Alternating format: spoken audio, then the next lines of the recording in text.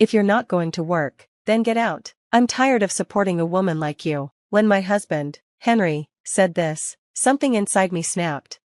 Why should I put up with someone like him? A man who looks down on others just to feel better about himself? I don't need a man like that in my life. My name is Louise, and I'm 36 years old. I work from home as a freelance illustrator. I've always loved drawing, so I went to art school and later worked for a design company. When I turned 30, I finally took the leap and started my own business. Back then, I was single and focused on doing what I loved, but then I met Henry through a friend. We got along well, fell in love, and got married a year later. Henry worked for a company that had offices all over the world, so he traveled a lot. Because of his demanding job, he wanted me to be a full-time housewife. I agreed and stopped working as an illustrator after we got married. Since Henry was always busy, I understood that someone had to take care of the home. I believed that marriage was about supporting each other, so I had no complaints. I thought I could still practice my art and return to work when the time was right. I loved Henry, and I believed he loved me too. We trusted each other, and life was good.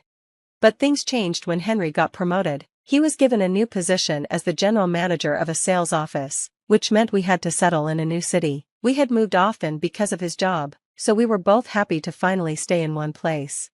For the first time in a long while, I started thinking about my own future. Maybe I could work again. But reality was different. Henry was busy with his new role, and we soon realized that our rent was higher than expected. His salary was enough for us to survive, but we were struggling. Since his company didn't cover rent, we had to use our savings. I wanted to save money for the future, but at this rate, we wouldn't have any savings left. So, I asked Henry if I could start working again. I assured him I would still manage the house, but his response surprised me. I'll allow it, but you still have to take care of everything at home. His words felt wrong, but I brushed it off. I had supported him all this time, and maybe he was just feeling anxious about our new life. I was excited to work again. But soon, Henry started acting differently. What is this? He asked one night at dinner. It's pork chops with mashed potatoes and vegetables, I said. This is garbage. You're home all day, and this is the best you can do?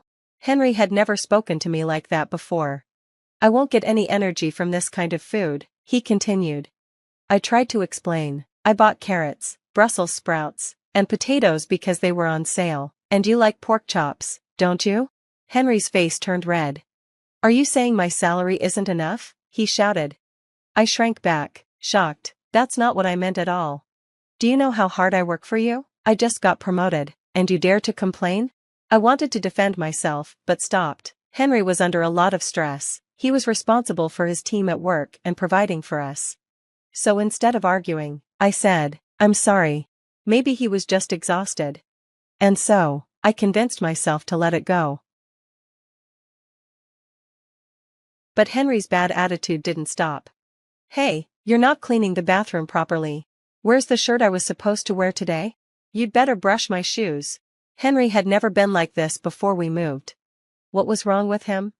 Every day, he yelled at me. I started doubting the man I had married.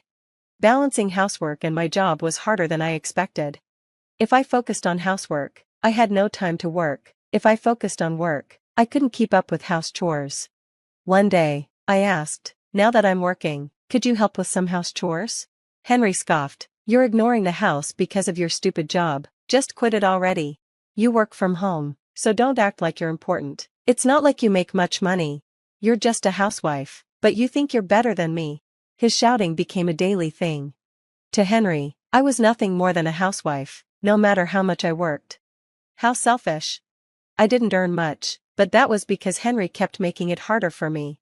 I was fed up, so I did only the bare minimum of housework and focused on my work instead. But that made Henry even angrier. The gap between us grew bigger and bigger. Then, one day, while cleaning, I found his payslip. Ugh, he's so careless, just leaving this around. I picked it up out of curiosity. I already knew his salary, but I had never seen his actual payslips before. What I saw shocked me. His salary was only half of what he had told me.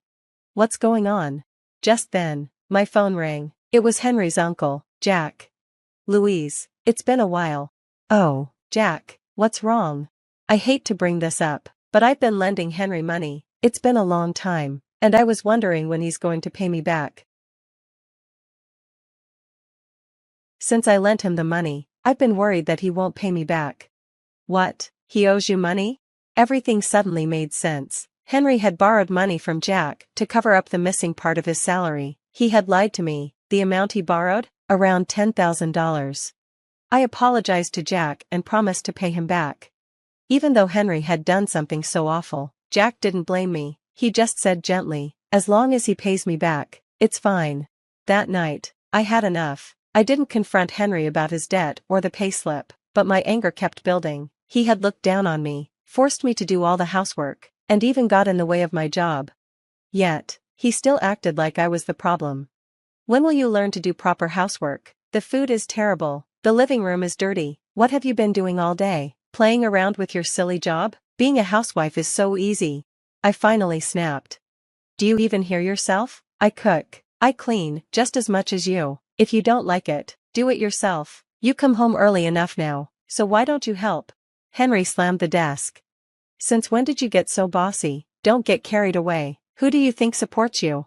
I shot back. What's so bossy about asking for help? I'm doing my part, what about you? I glared at him. I didn't have to put up with this anymore. Henry didn't back down. You don't even do your job right. All you do is pretend to work. Why don't you earn some real money first? I clenched my fists. That should have been my line. Then Henry smirked. I should never have married you. You're draining all my money. If you think we don't have enough, then go earn it. If you won't, then get out. I'm sick of supporting a woman like you. He looked at me, satisfied, like he had won. He probably thought I'd cry and apologize. But instead, I said, fine, I understand, I'll leave. I grabbed the suitcase I had already packed. Henry scoffed, you can't do anything on your own. What makes you think you can? I looked at him coldly. Oh, and I'll leave this too. I've already filled out my part.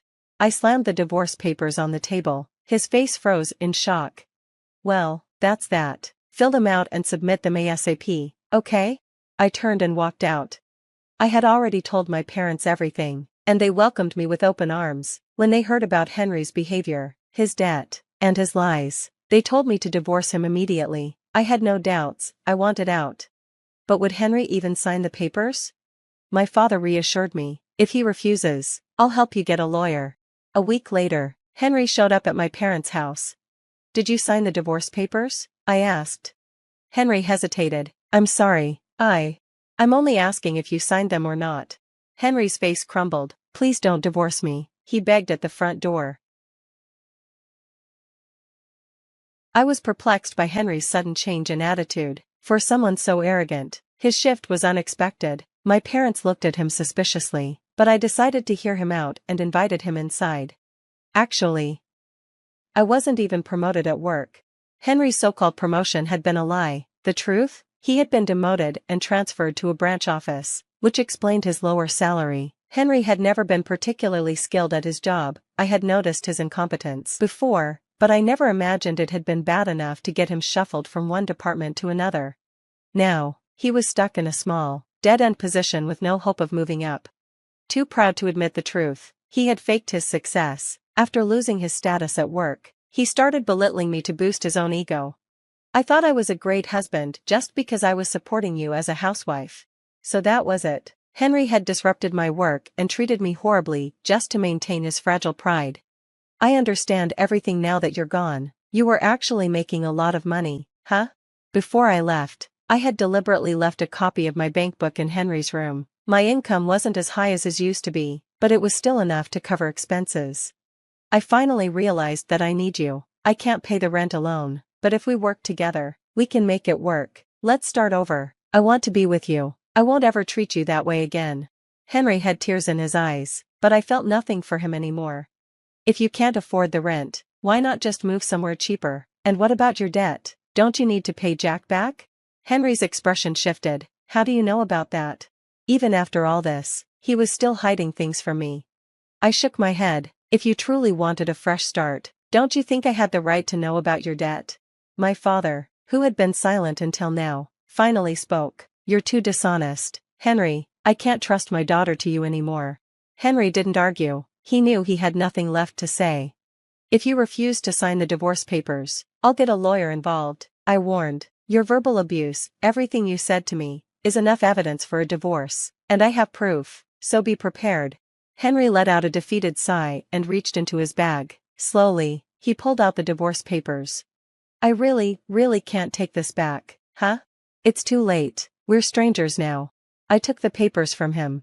Now, I'm focused on my career as an illustrator. I never imagined that leaving Henry would change my life so drastically, but I have no regrets. You only live once, so it's better to live happily, on your own terms.